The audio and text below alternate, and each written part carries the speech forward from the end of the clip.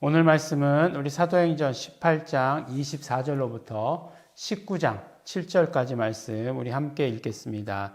알렉산드리아에서 난 아볼로라 하는 유대인이 에베소에 이르니 이 사람은 학문이 많고 성경에 능한 자라. 그가 일찍 주의 도를 배워 열심으로 예수에 관한 것을 자세히 말하며 가르치나 요한의 세례만 알 따름이라.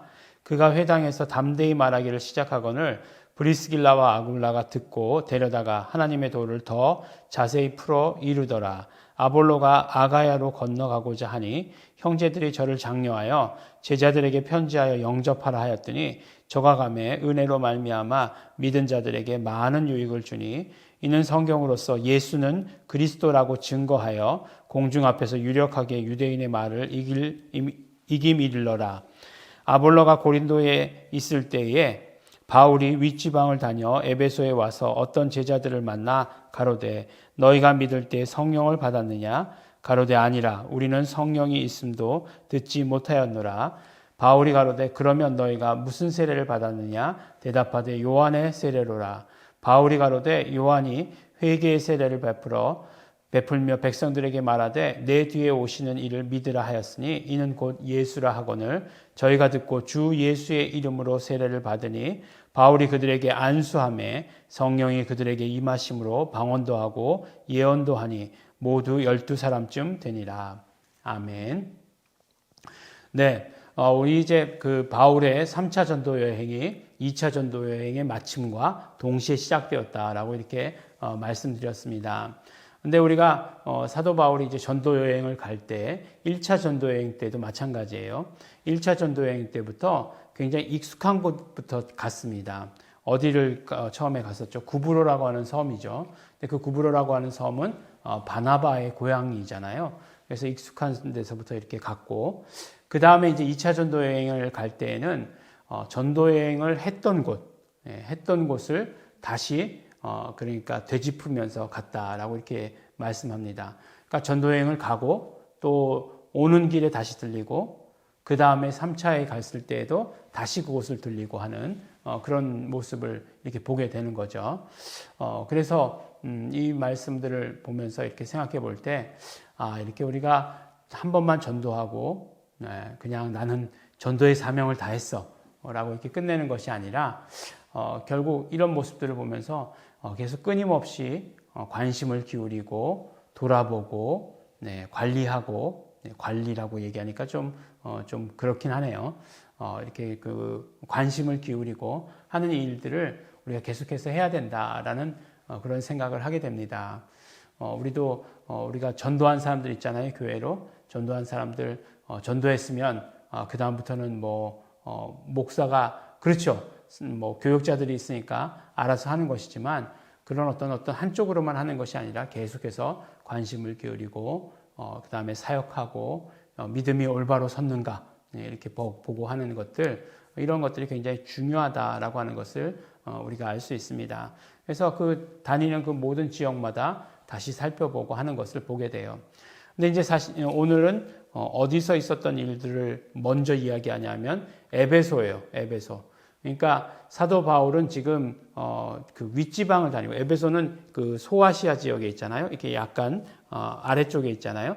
근데 그 아시아 쪽에 위쪽 지역에 있죠. 그러니까 우리가 아는 대로 루스드라, 더베, 그 다음에 안디옥이라고 하는 곳이 또 있죠. 어디에 안디옥이요?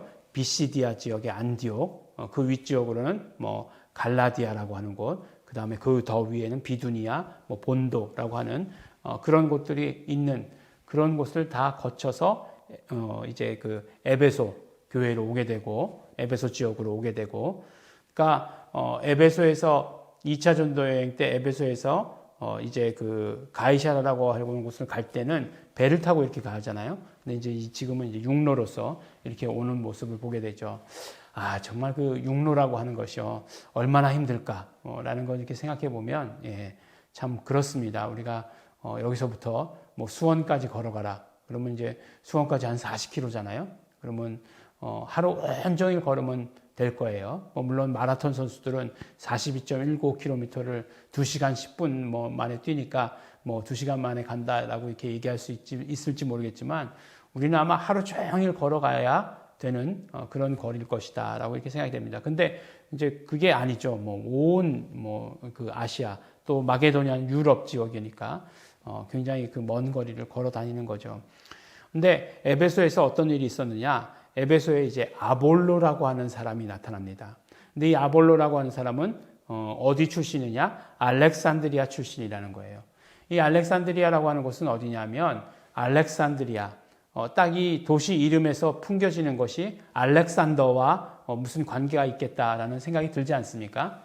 그러니까 알렉산더가 이집트를 점령했을 때에 그것을 기념해서 세운 도시예요. 신도시죠. 예. 옛날 도시 아니고 신도시죠. 그때 당시에 신도시란 얘기예요. 네. 그러니까 그 알렉산드리아라고 하는 이 도시가 그 당시에 얼마나 큰 도시였는가, 그 당시에 얼마나 중요한 도시였는가, 그 로마 제국에서 두 번째로 큰 도시였다라고 이렇게 이야기를 합니다. 그러니까 굉장히 큰 도시죠. 그리고 실제적으로 이 알렉산드리아라고 하는 곳이 굉장히 기독교가 부흥했던 곳이에요. 그래서 2세기에서부터 7세기 사이에는 굉장히 그 부흥했던 그런 곳입니다. 그리고 또 우리가 잘 아는 70인역이라고 하는 것이 있잖아요. 그러니까 구약은 히브리어로 써져 있잖아요. 히브리어, 아람어로 써져 있는데 그것을 뭘로 번역해 놨죠? 헬라어로 번역해 놨어요. 그러니까 유대인들, 디아스포라 유대인들이 히브리어를 잘 모르는 거예요. 그러니까 구약 성경을 잘 모르죠. 그러니까 구약 성경을 누구나 다 읽게 하기 위해서 헬라어로 옮겨 쓴 70명의 장로가 모여서 번역을 했다 이렇게 얘기하고 있지 않습니까? 근데 그것이 어디에 모여서 이루어졌느냐? 바로 알렉산드리아라고 하는 이 도시에서 이루어진 일이다라고 이렇게 이야기합니다. 그러니까 그 알렉산드리아가 우리가 보는 종교 외적으로 봐도 굉장히 그런 어떤 발달한 그럼 정치, 경제, 사회, 문화가 다 발달한 거죠. 그 발달한 도시였고 그 다음에 기독교의 관점에서 바라볼 때에도 굉장히 흥왕했던 그런 곳이다라고 하는 것이에요. 그래서 아볼로가 거기 출신이다라고 이렇게 얘기하고 있는데 누구로부터 복음을 듣고 아는지는 모르지만 하여간 그때 당시에 흥왕했던 곳이다라고 하는 것을 말씀해 주죠. 그래서 아볼로에 대해서 제일 많이 이야기한 곳은 여기예요. 고린도전서를 보면 이제 아볼로파가 나오죠. 네. 아볼로파가 나오기 때문에 우리가 그 아볼로파 그러면 아볼로에 대한 부정적인 인식만 가지고 있을 수 있는데 그것이 아니고 이제 아볼로라고 하는 사람이 에베소에 가가지고 복음을 전했다는 거예요. 근데 이 사람의 복음에 한계가 있었어요. 어디까지냐? 예수를 알고 있어요. 그리고 성경도 잘하는 사람이에요. 그러니까 성경을 잘한다는 건 구약을 말하는 거죠. 구약을 잘 알고 있고 예수도 알고 있는데 요한의 세례까지만 아는 그런 사람이었다라고 이렇게 말씀하는 거죠. 그래서 그때 당시에 이제 바울이 고린도 교회에서 그 데리고 왔던 사람이 누구죠? 브리스길라와 아굴라 부부죠. 아굴라와 브리스길라가 어디에다 두고서 그 다음에 그 전도여행을 계속 다녔죠. 에베소에 뒀잖아요. 근데 에베소에서 브리스길라와 아굴라가 이 아볼로를 만난 거죠. 보니까 잘하거든요. 잘하는 것 같아요. 근데 뭔지 이제 부족한 걸 안 거죠. 그래서 데려다가 더 뭐라고 얘기하고 있습니까? 하나님의 도를 더 자세히 풀어서 가르쳤다라고 이렇게 이야기하고 있어요. 그게 이제 제자 삼는 거죠. 제자 교육을 하는 거죠. 계속해서 복음에 대해서 하는 거죠.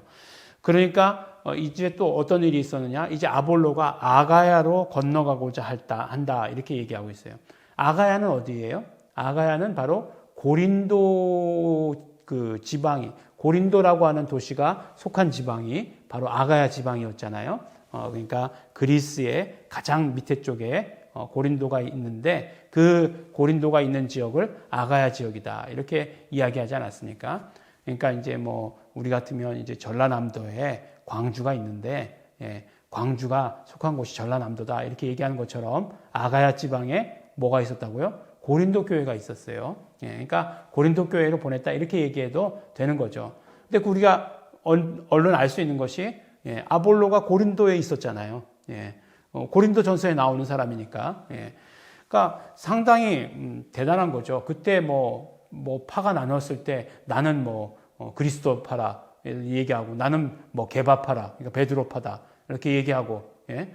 그런데 나는 바울파다 얘기하고 나는 또 아볼로라고 얘기했으니까 그 4대 그 중에 한 사람이 됐으니까 굉장히 어떤 영향력이 있었다라고 하는 것은 틀림이 없는 거죠.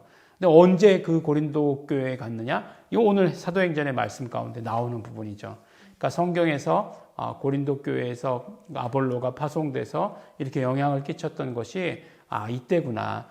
사도 바울의 3차 전도 여행 때에 일어난 일이구나라고 하는 사실을 우리가 알 수 있는 거죠.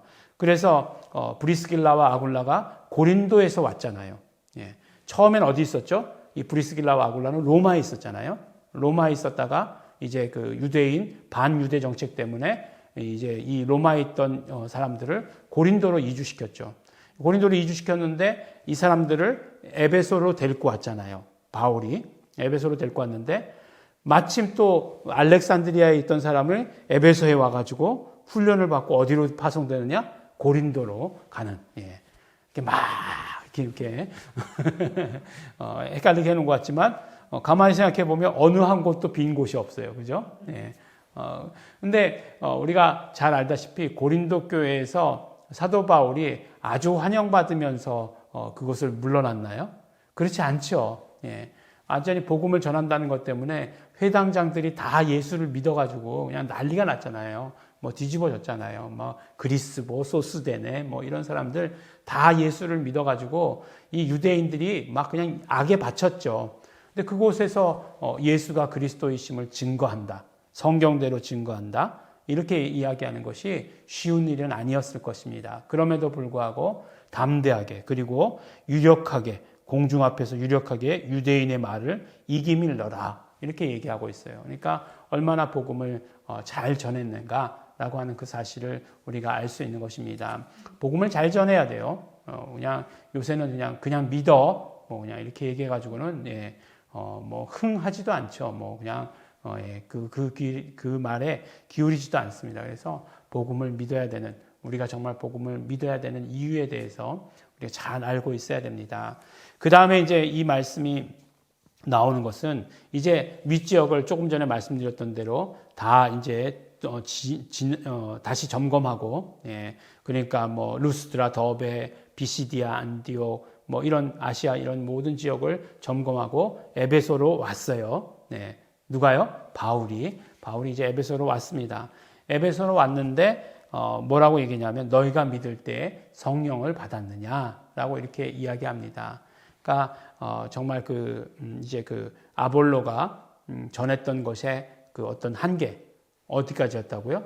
바로 침례 요한의 그 침례까지였다라고 하는 것으로 이야기합니다. 그래서 이제 그 말씀을 이제 예수님을 영접하고 그 다음에 성령을 받아야 된다 이렇게 말씀하고 있어요. 그러니까 이 말씀으로 통해서 이 전도 여행을 통해서 우리가 알 수 있는 것은 성령님을 영접하는 것은 우리의 어떤 선택 사항이 아니다. 우리 믿는 자가 반드시 해야 하는 일이다라고 이렇게 이야기하고 있습니다. 그래서 어떻게 해야 된다고요? 침례를 받아야 된다. 어떻게 침례를 받느냐?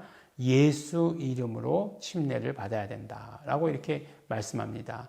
그리고 나서 또 예수 이름으로 침례받고 또 그 바울이 안수했어요.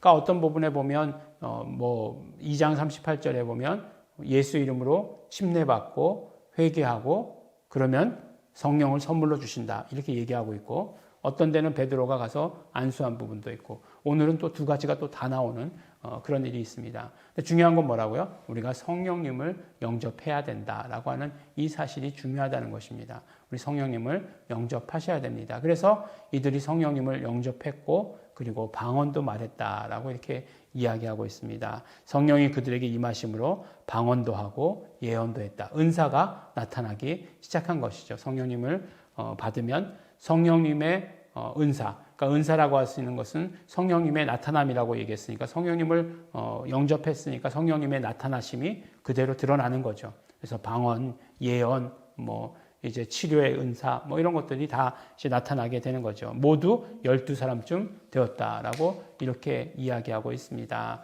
복음이 계속해서 퍼져나가고 그 가운데 있어서도 중요한 사실을 놓치지 않죠. 예, 중요한 사실은 무엇이냐? 복음의 그 내용, 핵심 이런 것들은 무엇인가 하는 것을 우리가 더 자세히 아는 거죠. 예수 이름으로 받는 침례 이것이 중요하고 그것이 왜 중요하다고요? 우리가 성령님을 영접해야 되기 때문에 그렇습니다. 우리 조금 전에 말씀드렸듯이 처음에 말씀드렸듯이 우리가 오늘 하루는 우리가 전도한 사람들, 우리가 정말 예수 믿게 한 사람들, 영향을 끼쳤던 사람들 돌아보는 시간이 되었으면 좋겠습니다. 지금 이때 뭐 나 하나도 예수 믿는 것 힘들어요. 그렇죠. 나 하나 예수 믿는 것, 잘 믿는 것 힘듭니다. 그렇지만 내가 예수 더 잘 믿으려면 반대로 내가 더 잘 돌보아야 되는 것이에요. 그러면 내가 내 믿음이 더 좋아지는 것을 우리 경험하게 되는 것입니다. 우리가 한번 내 입에 담아보면 그것이 확실히 내 것이기 때문에 더 나에게 유익이 돼요. 네. 우리 남의 간증 듣는 것도 굉장히 유익이지만 내가 간증하면 더 유익되는 것 아시죠? 내가 말하고 내가 복음을 말하면 내가 복음을 더 증거하면 나에게 그것이 더 유익되는 것입니다. 그 다음에 우리가 또 성령으로 충만해야 된다는 것, 우리가 복음의 내용 가운데 어떤 형식이나 어떤 과정이 있다 할지라도 그 중심만은 변하지 않는다는 사실을 오늘 또 우리에게 말씀해 주십니다. 성령님으로 충만하신, 성령님을 믿으라고 하지 않으세요. 성령님으로 충만하신 우리 성도 여러분들 되시기를 예수 이름으로 축원합니다.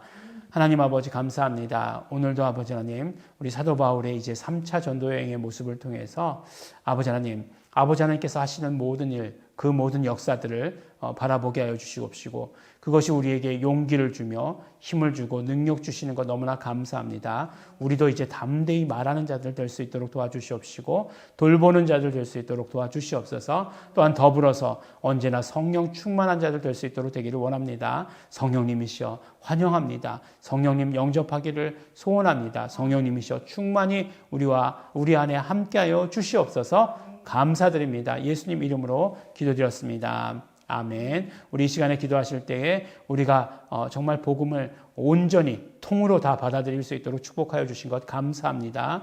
그러므로 우리 성령님을 영접했습니다. 성령님 충만하여 주시옵소서. 성령 충만을 소원합니다. 우리 언제나 성령 충만을 소원하시면서 기도하시고 그러므로 말미암아 입술 벌리는 자 되기를 원합니다. 성령님으로 예수가 그리스도이심을 증거하는 자 되게 하여 주시옵소서.